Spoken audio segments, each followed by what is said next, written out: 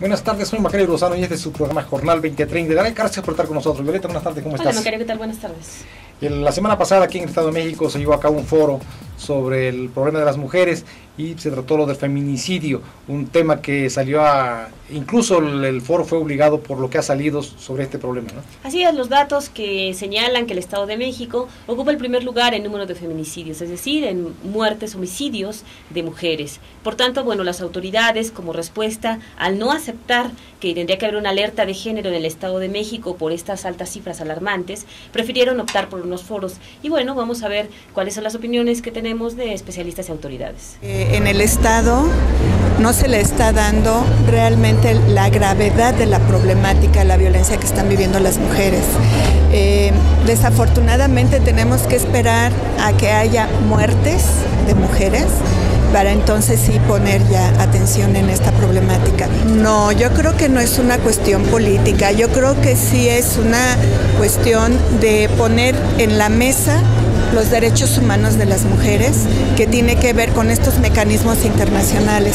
Que no lo tomen como un eslogan político número uno, ¿no? Yo creo que eso es bien importante, y que sí hagan acciones que realmente tengan un impacto en toda la ciudadanía. Es necesaria la alerta de género, no es una cuestión electoral, no es una cuestión política, es una cuestión que parte de la misma realidad de lo que se está viviendo en el Estado de México. Los números de muertes contra las mujeres son alarmantes. Me parece que eso más bien ayudaría a crear una serie de compromisos, pero además de acciones ya urgentes. Entonces me parece que hay que adoptarla más allá de cuestiones electorales. Por supuesto, ahora de lo que se trata es de trabajar en lo micro, de voltear hacia abajo, de ver qué se puede hacer ya directamente con los presupuestos, con las políticas, con el reconocimiento de que las instituciones de justicia no funcionan, transformar eso mismo. Claro, ahora se trata de aterrizarlo. Si vemos el contexto del país, estamos viviendo en este momento violencia estructural.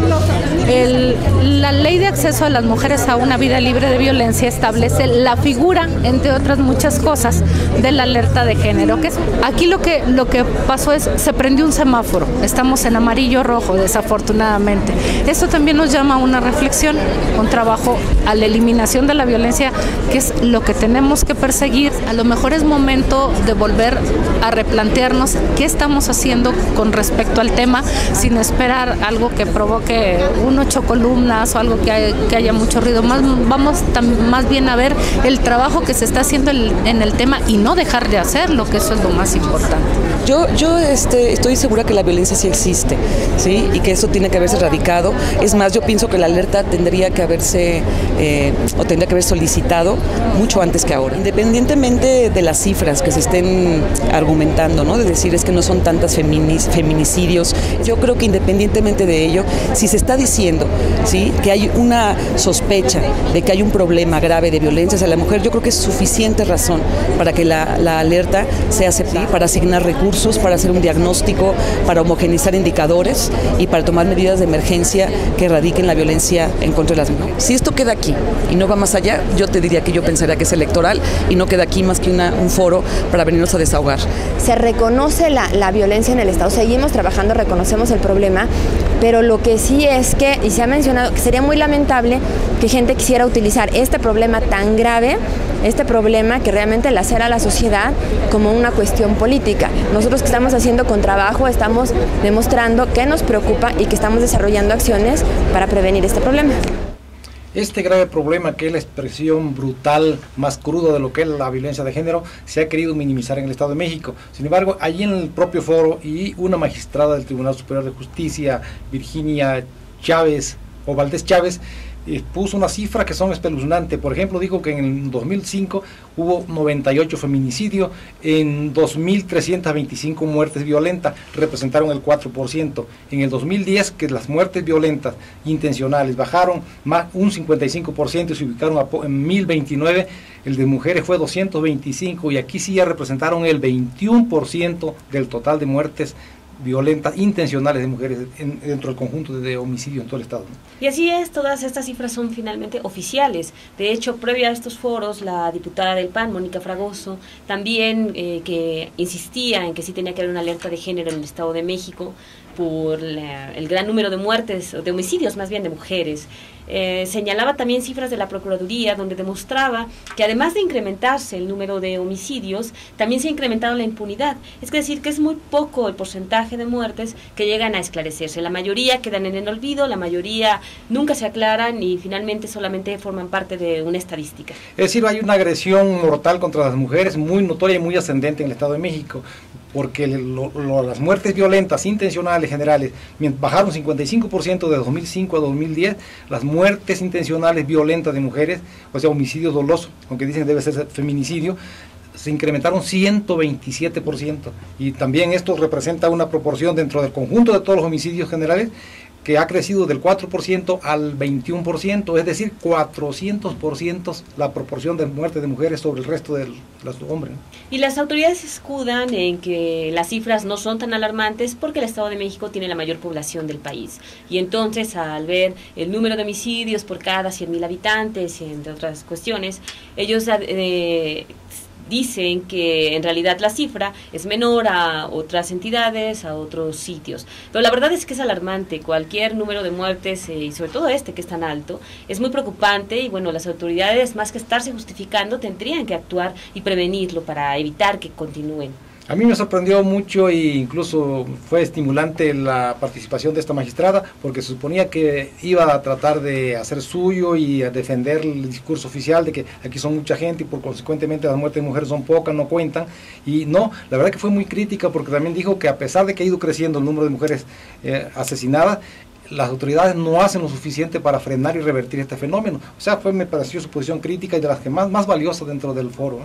Además, incluso en la Cámara de Diputados existe una propuesta por parte del PSD para tipificar el delito de feminicidio, y también ahí se señalan las cifras alarmantes que existen. Pero bueno, el PRI está en contra de este planteamiento, porque ellos señalan que ya existe, que al existir, que es una muerte como cualquier otra, es decir, están minimizando el problema, y bueno, que no tiene caso estar legislando sobre lo que ya está trabajado. Incluso se alude mucho a que se trata de un movimiento político para afectar la imagen del ciudadano gobernador, ¿no? Lo que pasa es que las muertes son reales, las estadísticas, como tú dices, son de la propia Procuraduría. Aquí no hay invención, ni hay calumnia, ni hay difamación, y es muy grave que en un año se mueran 225 mujeres en muertes violentas, intencionales, dolosas, pues por quienes sea y por las causas que sean. Yo creo que este es un tema fundamental que debe preocuparnos a todos y que debe ocupar a las autoridades en lugar de tratar de minimizar el asunto. Efectivamente, porque la verdad es que solamente han tratado de justificarse, de señalar que son señalamientos políticos, y las muertes, como tú mencionas, ahí están. Se ha tachado mucho a Ciudad Juárez de tener ese problema de feminicidios, pero bueno, en el Estado de México es cierto, con una gran población, pero bueno, el problema existe, ¿no? Sí, es decir, no porque seamos muchos, hay que permitir que se asesinen a las mujeres y que sigan impunes los culpables, ¿no? Sobre todo porque en un alto porcentaje, como el 60% siguen impunes de estas muertes, pero dentro de ese 60%, en un alto porcentaje ni siquiera se conoce quién las asesinó, lo que quiere decir que tampoco se ha investigado y les ha importado esclarecer los hechos. Sí, porque la Procuraduría finalmente casi siempre señala que son personas conocidas, que casi ellas tienen, se arriesgan por salir de noche, por tener relaciones con personas que poco conocen, por trabajar en bares, y la verdad es que esto también es ir estigmatizando, porque finalmente, ya viendo las estadísticas detalladas de la Procuraduría, la muerte ha sido pareja, así que los homicidios, más bien, de mujeres, han sido amas de casa, han sido estudiantes, han sido personas de diferentes rangos de edad, principalmente, entre quizá los 20 y hasta los 50 años todavía. Entonces, eso ya no entra tanto en las estadísticas de que son solo mujeres que trabajan en bares y que salen de noche. Pero además yo creo que aunque trabajen en bares y aunque salgan de noche y aunque sea como sea, no tiene por qué ser asesinada, ¿no? Es una visión machista. Definitivamente, es decir, tratar de soslayar el problema que existe, que en lugar de abatirse va creciendo. Sí, porque eso quiere decir que si tú sales de noche, la policía no va a estar cuidándote, porque la policía no sé dónde esté, pero en ese momento no va a trabajar, porque no, aun cuando su tarea es prevenir, si sales de noche corres riesgo porque ya es como una advertencia de que no te van a cuidar. Aquí se está fallando en los dos aspectos. Por una parte no se evitan los delitos de los feminicidios y por el otro tampoco se castigan a los culpables.